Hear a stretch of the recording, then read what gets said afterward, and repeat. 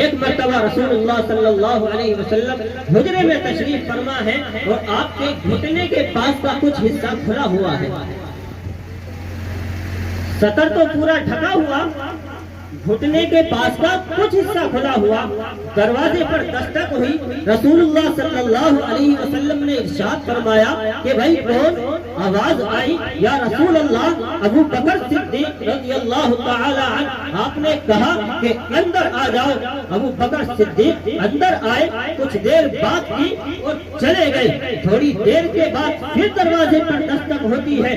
رسول اللہ صلی اللہ علیہ وسلم فرماتے ہیں کہ بھائی کون؟ کہتے ہیں کہ یا رسول اللہ عمر فاروق رضی اللہ تعالی عنہ. آپ کہتے ہیں کہ بھائی اندر آؤ. عمر فاروق رضی اللہ تعالی عنہ اندر آتے ہیں. رسول اللہ صلی اللہ علیہ وسلم سے تھوڑی دیر بات چیت کرتے ہیں اور چلے جاتے ہیں. تھوڑی دیر کے بعد پھر دروازے پر دستک ہوتی ہے. رسول اللہ صلی اللہ علیہ وسلم فرماتے ہیں کہ بھائی کون؟ کہنے لگے یا رسول اللہ عثمان غنی رضی اللہ تعالی عنہ. تو آپ نے کیا کیا؟ فوراً اپنے تہمت سے پورے پیر کو ڈھک لیا، پورے ٹانگوں کو ڈھک لیا.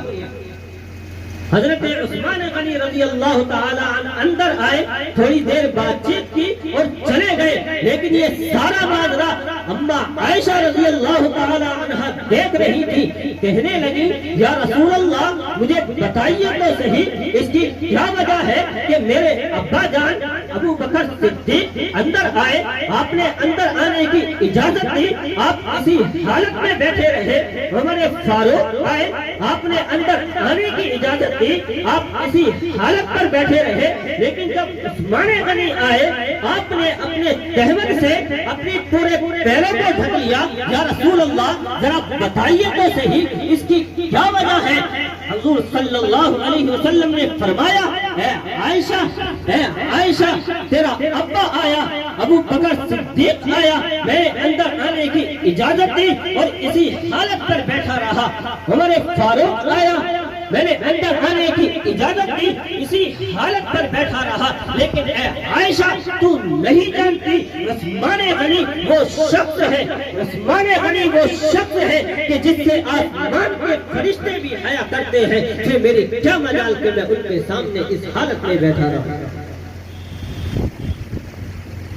میری کیا مجال کہ میں ان کے سامنے اس حالت میں بیٹھا رہوں؟ میں ایک